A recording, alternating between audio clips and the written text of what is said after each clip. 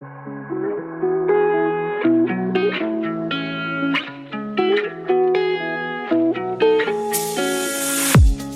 listening to an AINC original podcast.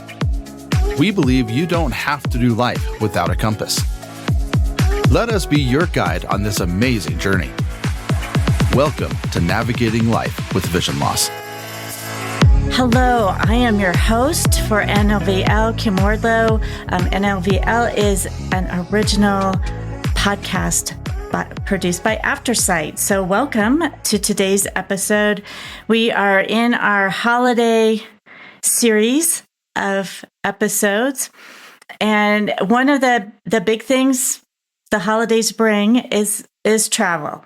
So you may be traveling, you may be hosting people that are coming to you, but travel at the holidays is always a little bit busier and slightly different than travel at other times. So I have Ted Tahquechi joining me today. Welcome, Ted. Thank you for having me. Sure. Well, Ted has been on. You've been on before talking about travel. Also, Ted has amazing tactile artwork as well as his photography. So a couple different sides of Ted there, his artwork side as well as his travel and some of the blogs and things he's done about travel. So it keeps me out of trouble. Well, that's good. That's probably hard to do. So it is indeed. Yeah, if anybody's interested, you can check out links to just about everything I'm doing at my last name. It's tahquechi.com. Yeah, and I definitely recommend checking it out. There's some great things. And if you ever have the chance to experience really Ted's tactile artwork in person, definitely take the opportunity to do that, to be able to see it, to be able to feel a photograph in a tactile way. So definitely do that. So Ted, you do a lot of travel. I do. So you have a lot of experience, and you've promoted accessibility with airlines and different travel providers, and you've also promoted guide dogs and service dogs, legitimate use, service dogs being allowed on different forms of travel.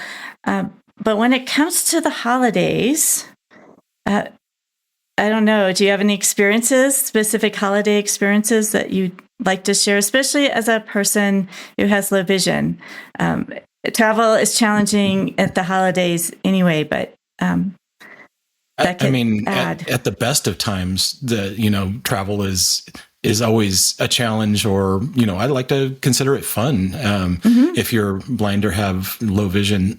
And I would say that especially around the holidays, that if I was sighted, I would say I try to keep my head on a swivel, so to try to keep an eye of what's going on around me. But I think especially for times like this during the holidays, people put up decorations and they have, wreaths and that kind of stuff. And they have, garland hanging everywhere, and, just kind of try to be wary, because it doesn't matter whether you're, in the airport trying to get to your gate or whether you're in a hotel, there's going to be things that are kind of out of place. So even if you're used to going to some place, there's going to be stuff that's going to be kind of hanging around, and I would definitely say that, kind of that's one, kind of big thing for me during the holidays is to try to be wary about that. And, number two is to remember that whether you're going to a hotel or whether you're, traveling somewhere, train, plane, automobile, whatever, that the staff's going to be stressed, because they're going to have, this is the busiest time of the year for travel. So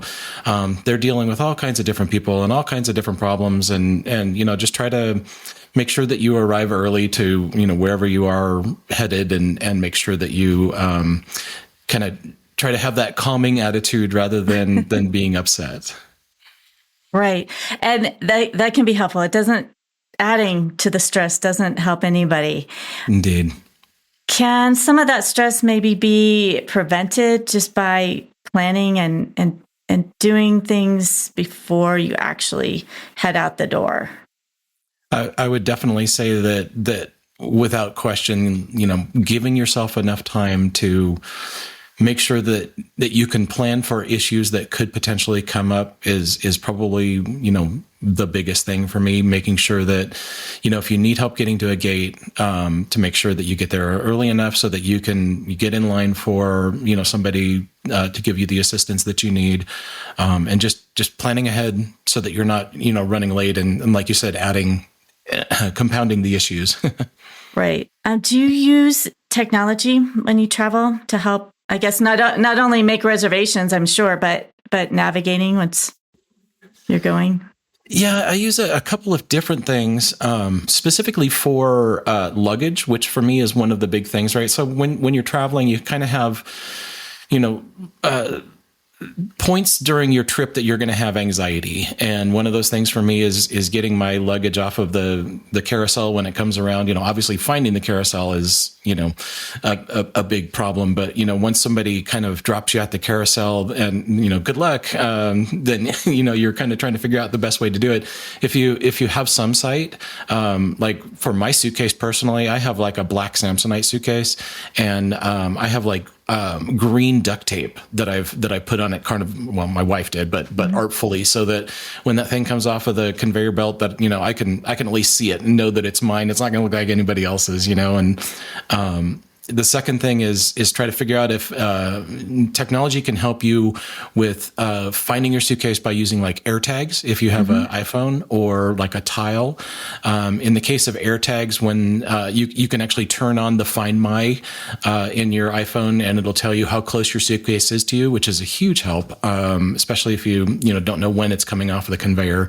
And then if you use Tile or AirTags, you can actually click them to make them make noise. So you definitely know that is my suitcase, and it'll make noise. So it's just one of those things that helps, Right. Well, and that would be useful whether you're have luggage you've checked for a train trip or a bus trip, any of those, as well as Indeed. air travel. Yep. Are there any other tools or resources you recommend? Yeah, so this summer, I spent a lot of travel time, and I used the Aira app, which is similar to the Be My Eyes app, if you're familiar with that. Basically, it's a visual interpreting app where you can kind of turn on your phone, and the person that's on the other end, the agent, can see through your phone. So, whether you're trying to find your way to the gate, or whether you're trying to find, your bag, they can definitely help you, which is really cool. And in the case of Aira, they actually have a Access AI feature in there. So if you're sitting in a restaurant and you want to have the menu read to you, it's a really good option. It'll also tell you kind of your surroundings, and it does it really, really well. So, not a commercial, but just it's one of those things that I use all the time. This worked for you. I could see that helping if you're in an airport or a train station or a bus terminal that is very busy, and as you said, may have things that have been moved around, or trees added, decorations added, to be able to help you stay oriented when there's lots of people around you. Right. It's a cool service any time of year, but especially during the holidays. If you take a snap a quick pic, and it'll tell you if there's, things in your way. Of course, kind of for me, I have the cheat code, so I use the guide dog. So a lot of times she, gets me around those things. I know not everyone has a guide dog, but I know many of our listeners do have guide dogs. And sometimes people question that as you're traveling. Are there any more occurrences of that, or any other issues that seem to happen more frequently during holiday travel? You mean as far as people questioning whether she's a legitimate service animal? Yes. That happens all the time, whether it's jumping into an Uber or, having the Uber turn you down for a ride because you have a dog. And I would say most commonly that happens during, times when you're going in to eat somewhere, in restaurants and that sort of things. Right. And it's a training thing, right? It comes down to the fact that, the restaurant industry, hospitality industry has a high turnover rate. So I don't necessarily know that they can always train people, as much as they need to. So a lot of times somebody that's, the host or hostess that's going to be seating you, don't always know how to deal with somebody that has a service dog. So at least a legitimate one. Right. And you might encounter that if you're at an airport restaurant or something during a layover as well. So. Anywhere. Yeah. But especially in a restaurant, airport restaurant. Yeah. Yeah. You talked a little bit about trying to remember to be nice when you're speaking with staff or flight attendants. And do you have any tips for folks to be able to communicate to those service providers so that they can understand your needs as a person who's traveling with low vision? Because they might be very rushed and not particularly wanting to listen to extra things. Yeah, especially when they're rushed, and especially this time of year, because, like I said, everybody and their grandmothers coming through the airport, and right. They're seeing such high volumes of people, and I think right now that, not only are we in the crazy travel, but I think we're seeing record amounts of people traveling this particular holiday season, which is amazing for the economy, right? But right. I would say one of those things is to be able to make sure that you communicate effectively. I have had my white cane in my hand and sauntered up to the desk to ask for help, and they, completely don't understand that I have a vision problem. So I think, one of those things to try to take a moment and identify yourself as somebody who is blind or has vision problems can really go a long way in those conversations, and make sure that they, have the information that they need to be able to offer you help. And again, keeping the good attitude and not getting upset when waving your cane around and saying, look, I'm blind. Right. But being very upfront about that. So even though we would think a white cane would indicate that, maybe or not a guide dog. Or a guide dog. Maybe not think. Everybody is noticing right, 100%. Things. Yeah. So. And they're all exhausted, right? They're working long hours, and they're just seeing people, one after another. So kind of having that understanding of other things that's going on really will help you, kind of keep the stress down. And I think that, when we talked about the technology and having the air tags and that sort of stuff, and all of these things that I, talk about are things that will hopefully, fingers crossed, make your travel from point A to point B less stressful. Definitely. And what about if you end up having a long layover or wait, or a flight is canceled, or that's the worst case, I guess, scenario, a flight canceled, or even a delay of just managing those things when you're sort of stuck there. Yeah. Weather happens, snow happens. And especially when you're talking about, Christmas time and that sort of stuff, when we start to see snow, just about everywhere except in the West, of course, or very much in the West, but, having some snacks in your bag definitely helps, because I don't like to be hangry, so, just having some, even if it's just something like some peanuts or whatever, definitely helps. But I always try to make sure that I have at least a couple audiobooks that I've been listening to downloaded, and make sure that your batteries are charged. Make sure that you've got, I use, again, Apple iPhone. So I use the AirPods, which are really nice, especially for, layovers and traveling, because you can pop those in, and then you can hold it down so that you can hear through. It has a pass through. So if you're listening to your book, you can hear what's going on around you. And if you're on the plane, then you can hold that down, and it does a really good job of isolating all that noise and gets that engine rumble out that always gives us all wonderful headaches and that sort of stuff. So, and along with that, I would say to make sure that you have some sort of backup battery. I use, I believe the brand is Anchor, and it's a magnetic battery. I think they come from Amazon, and you can get a couple of different sizes of the battery.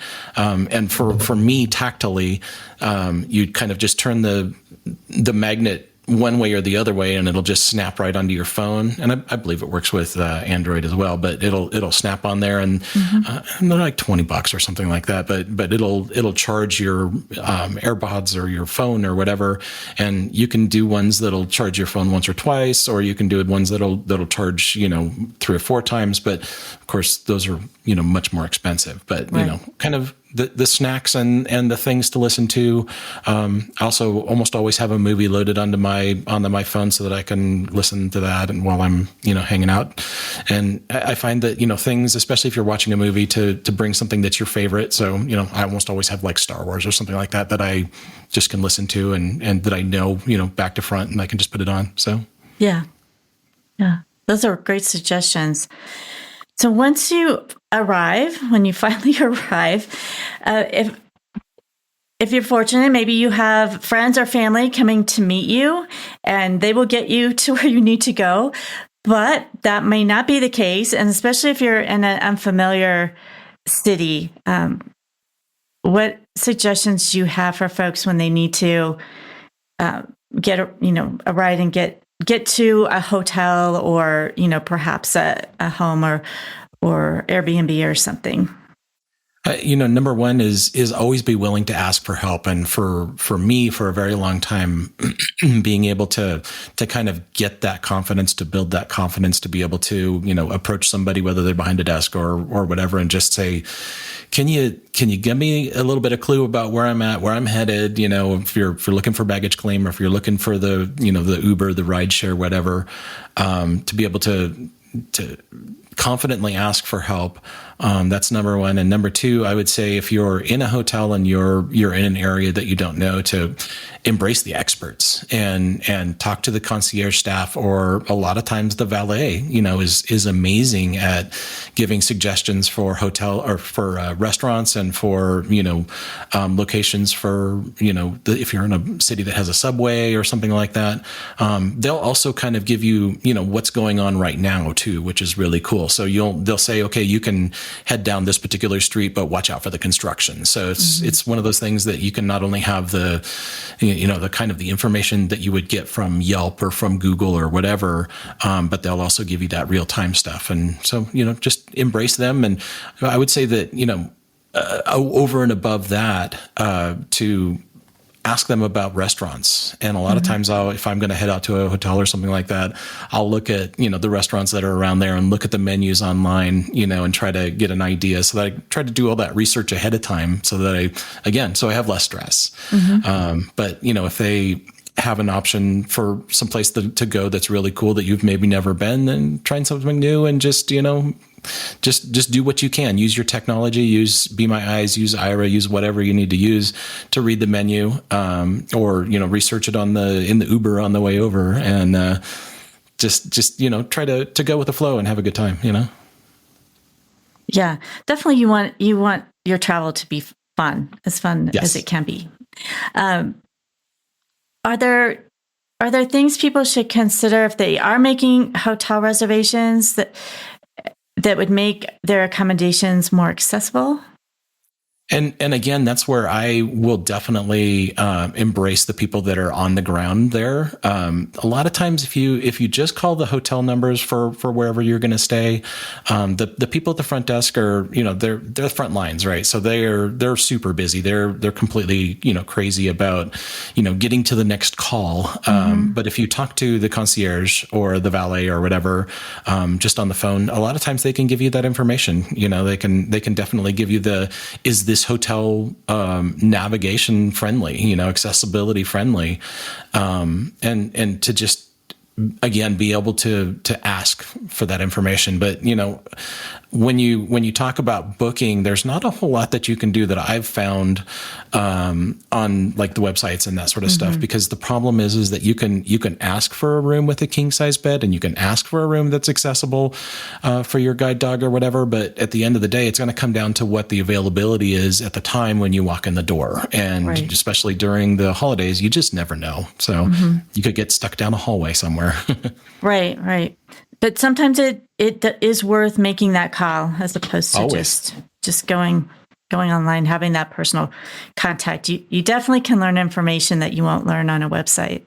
Indeed. Are there common misconceptions people have about accessible travel, especially during holiday times? Yeah, that's one of those things, right? It's I would say that the biggest misconception for accessible travel is that there's going to be somebody to help you get to your gate.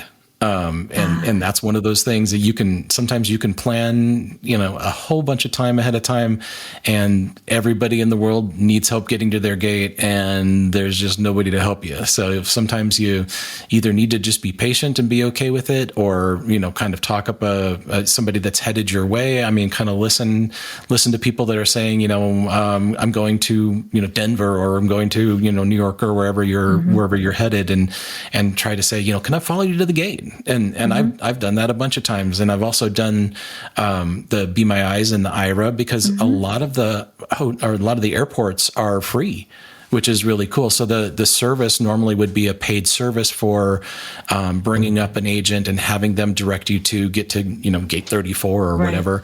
A lot of times you can do up to like half an hour for free on IRA, because the airports are partnering with those services to make travel more accessible, which is awesome.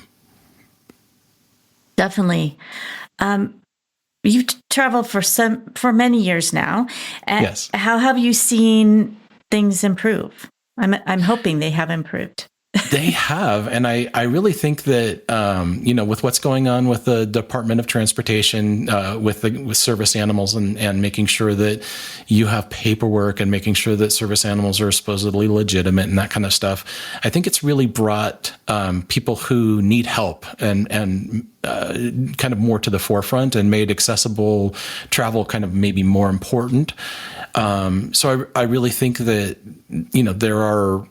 it's starting to become an important thing for a lot of service providers, especially like United. I fly all kinds of different airlines. I fly American, I fly Southwest all the time, because they're more value friendly. But for me, I'd say today, right now, if I was going to travel from point A to point B solo, that I would choose United. And again, not a sponsor, I have worked with them in the past, but I'm currently not working with them. But right now they have kind of an initiative going, with their staff, which is really cool. So if you use the pre-boarding, which gives you more time to kind of, get to your seat and get settled and that kind of stuff. As soon as they see somebody that has a white cane, they are really, really good about making sure that you get to your seat. And then they'll actually, while everybody else is loading on board, they'll take a moment, and a lot of times they'll sit with you, not all the time, but I would say a good 90% of the time right now, somebody will sit with you and say, okay, have you flown before? Do you understand, the airplane that you're in? Do you know where the emergency exits are? Do you know how the seatbelts work? Do you know how that, if we have a depressurization, that the airbags will come down, and they will go through everything with you. And it is so cool. And I hope that more airlines take the tact that they're doing, and move forward to make it more accessible, especially for people who have vision issues. Wow, that's amazing. I did not realize that, and it's not something I've just happened to see, in person. But that's really great. That is so helpful. We traveled with United this whole summer, and they have just been amazing. Wow, that's good to know. And that could be something very good to know for a person who's maybe they've traveled before, but they haven't traveled since they've lost vision. Right. And maybe it just happens that they weren't able to travel before the holidays to, kind of practice that and do that. So if their first time flying since they've lost vision is during holiday travel, obviously United could be an option if they have flights to where you're going, and obviously affordability is always there. But if you're able to do that, that sounds like that would be a good option. Are there other tips you'd have for somebody who's traveling for the first time with vision loss? First, I would say if you haven't traveled in a while and you've chosen to travel during the holidays, you're kind of jumping into the deep end with both feet. Yeah, these things are a little definitely. Crazy. And I would say that making sure that, again, I'll go back to it again, to understand that you need to try to keep a solid you don't have to be happy, you don't have to be cool, but you just got to be calm, right? And most importantly, you got to be okay with asking for help. And wherever you go, it's one of those things that even if you're really good at it, practice, right? Because practice makes perfect. And especially if you're traveling solo, to be able to, not only talk to people who are staff members, but to be able to practice talking to the general public and say, I'm heading towards gate 34 and I want to make sure that I'm headed the right way. Do can you just make sure that I'm headed that direction? And that kind of will help you not only become more confident about, asking for help, but, it gets that practice. And every time you do it, it gets easier. And again, I can't really stress enough that that's one of those things that as a traveler, as a long-time traveler and as a frequent traveler, being able to ask for help is one of those things that is just invaluable. And I think most of the time people want to help. I mean, you might come across a curmudgeon person that doesn't want to help you, especially in holiday travel that's really in a rush and, they're racing to a gate. But being able to take that in stride, and I think most people do want to help if they can. Yeah. And a lot of people are, you can meet some really cool people, right? And just, be able to sit down and just talk to people and don't, a lot of times I'll use my headphones and that kind of stuff, but a lot of times I'll also make myself available, especially if I have my guide dog, because people always want to know about guide dogs. They want to know about their service. They want to know, how they provide their service and, kind of what their role in society is. And I love to be able to talk about that and kind of always have my mental talking points. And, my guide is always, super happy to be the ambassador of good girls everywhere. Are there resources or organizations or communities, online groups that you would recommend if a person is trying to learn more about accessible travel?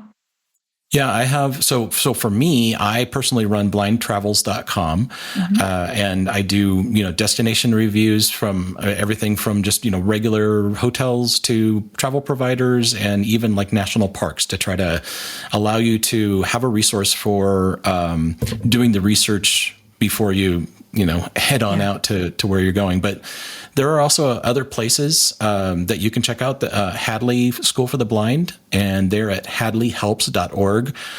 They actually have a travel podcast as well that focuses just on travel, and I've been on there a couple times, and they always have very good information. So again, hadleyhelps.org. You can check out your local chapter of National Federation for the Blind. There's always people that are traveling and willing to kind of give tips and tricks no matter where you are. And the National Federation for the Blind and the American Council for the Blind has local chapters everywhere.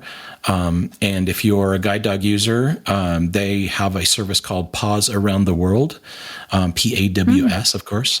And that's an email kind of forum where they send you kind of email questions and people have comments and that kind of stuff. So it's a very good service from, that will help out from everything from just traveling with your guide dog to just general questions about traveling. So yeah, there's a ton of resources for it. Yeah. Well, I think it's always advisable and great to be able to take advantage of other people's experiences. Yes. So it makes your travel a little bit less stressful and knowing what to expect, maybe deciding to avoid a location or a hotel or something, just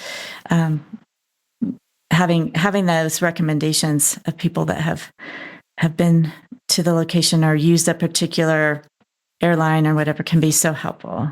It definitely helps, and doing research definitely is one of those things that's really important, especially if you're one of those people that's not used to snow or an ice and that kind of stuff, because that can definitely be a travel challenge.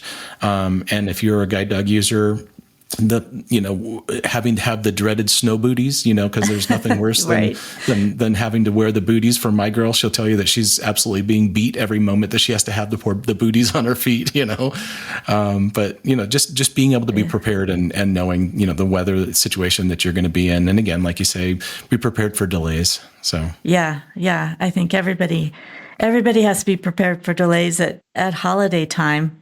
Yep. So we talked a lot about lots of challenges, and I think we all know sighted, whether you have sight or not. Holiday travel just can be really challenging. But do you have a good thing, a favorite thing about traveling during the holidays, even with all these challenges? My favorite thing about traveling, especially during the holidays, because it's kind of like if traveling, solo with a vision impairment is kind of like a 5 out of 10, traveling during the holidays can push that into like an 8 or a 9. Yep. And my favorite thing, the thing that really just makes me feel good is that once you actually reach the destination and you've done all your research and you've struggled through the airport and you got there super early and you dealt with delays or weather or anything like that, that feeling that you get, that empowering feeling, that confidence building feeling that you get, that you did that thing and that was awesome and you rock. Well, for all of our listeners, hold on to that thought as you are doing your holiday travel, that you can do this, and if you've done all your research and your prep, that you will get through it. So, and you might even enjoy it. You might meet somebody during your travels and have a great conversation or have a great meal. And hopefully you'll have a great holiday experience wherever you're going. Ted, thank you. As always, you've shared such useful information with us, and I'm sure it will benefit our listeners. So thank you for joining us again. Thank you for having me. I appreciate it. And I just want to also give you a plug again. If you want to find out more information about what Ted is doing, you can go to his website, tahquechi.com, which is TAHQUECHI.com. Yep. And if you're interested in, we talked a little bit about the disabled art, or we talked a little bit about the tactile art stuff. Yes. We have disabledart.com now. And that kind of gives a whole bunch of information about the project and the history of the project and what we're doing moving forward with, getting it into galleries and getting it into different museums and that sort of stuff. So we're looking at kind of hopefully making it a larger scale project. So that's exciting. Well, that's very exciting. Very exciting. We'll have something to look forward to then in the new year as well. Indeed. Well, thank you everyone for listening to our episode today. I hope you've gained some great information about prepping as you travel, getting around busy terminals, whether they're bus terminals, train terminals, or airport terminals, and just trying to keep a positive attitude as much as you can as you're dealing with other folks who are also rushing to get where they are and tired service providers at those desks. So keep a good attitude and then just know that you can do this. I just also want to mention we're right in the midst of being able to do early scheduling for Colorado Gives Day donations. So if you are enjoying this podcast or any other of Aftersight's other podcasts, the Blind Check, BLT, or Blind Sight, and you're able to, we'd encourage you to go to coloradogives.org. And if you look for Aftersight, you can make a donation to Aftersight, and that will help us to be able to continue to provide these really great podcasts for you. Next week, we're continuing on with travel a little bit different than, or holidays, sorry. We're continuing on with holidays. So a little bit different from travel. You may be traveling to visit family, or they may be local, but it's an episode on staying connected with your loved ones during the holidays. And our guest will be Bill Lundgren, who also is the host of our Blind Sight podcast. So thanks for listening, and I hope this information helps you to navigate your life with vision loss.